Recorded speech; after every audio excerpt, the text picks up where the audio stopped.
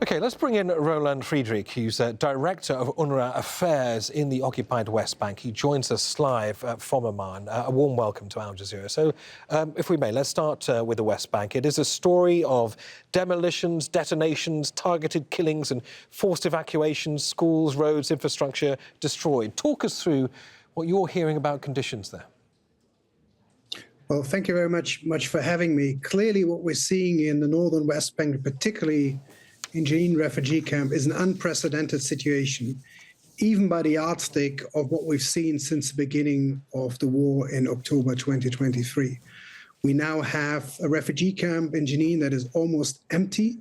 More than 3,500 families have been displaced, both as a consequence of the recent Israeli operation, but also in the context of earlier operations by Palestinian security forces. We've seen unprecedented levels of destruction in the camp, and we have a large number of IDPs that are taking refuge with families and shelters around the city, and that we're trying to assist as much as possible. It's a dramatic situation. So we're talking about, and correct me if I'm wrong, about 26,000 people displaced so far, taking refuge, as you say, in homes and shelters. How are they being supplied? How are those people being supported? Look, when it comes to Jenin, these IDPs are staying in villages around the city. They're staying with families, relatives, but a lot of them are also staying in public shelters, where UNRWA, where other partners from the UN system, where the Palestinian Authority, and where local communities provide support. We provide non-food items, cash assistance, shelter where possible, but clearly the needs as we speak surpass the ability of the humanitarian partners on the ground to respond. And it's not only in Jenin.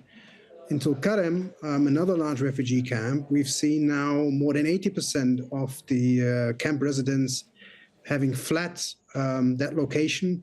It's an estimated other 2,500 families that had to move to other places. And we're very concerned that we see similar developments in other refugee camps in the northern West Bank. It's unprecedented. It's interesting that you're saying that in some parts, some areas, it's down to civilians to foot the bill. I mean, every time Israel carries out operations like this, who pays for repairing? Who pays for reconstruction? Well, when you look at the situation in Jenin, what we've seen, particularly the last couple of days, is really an unprecedented picture. On Sunday, more than 100 houses in the camp were either detonated or damaged to the extent that they're not habitable anymore. We also see a lot of destruction of public infrastructure, electricity lines, water, not just in the camp. 35% of the city of Jenin has no access to water at the moment because the water network is destroyed. So yes, as UNRWA, as United Nations, we have some means to support the humanitarian response, but the bill for the large-scale infrastructure destruction, it still has to be assessed. It's going to be huge, and it will likely fall on the international community in support of Palestinian authorities to support this.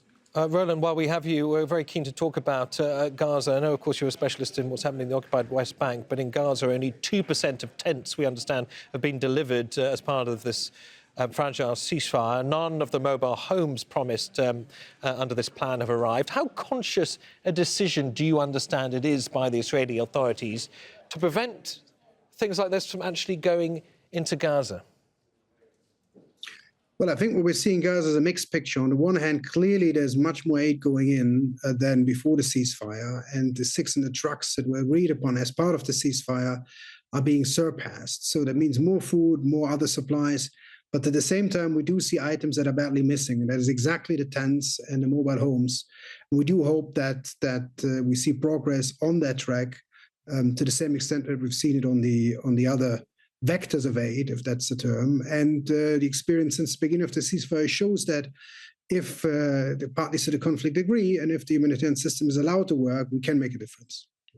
And Roland, I wonder if you can help us understand what the status of UNRWA is right now after that ban by the Israeli authorities from operating in Gaza and the occupied West Bank. What is the status of the organization, and how is that status affecting what can and can't be achieved by the organization? Well, let me start by saying that UNRWA is committed to continue to deliver wherever we can, how long we can, and as effectively as we can. Until now, the implementation of the bills is not entirely clear. We have no official guidance how they will be implemented. But clearly, we're committed to doing what we can to help the people in Gaza, help the people in the West Bank, and continue our services in the West Bank, including occupied East Jerusalem. But clearly, the fact that we're not able to directly coordinate anymore with Israeli military authorities will have an impact going forward. That's very concerning. All right, Roland Friedrich of UNRWA, many thanks for joining us. Thank you.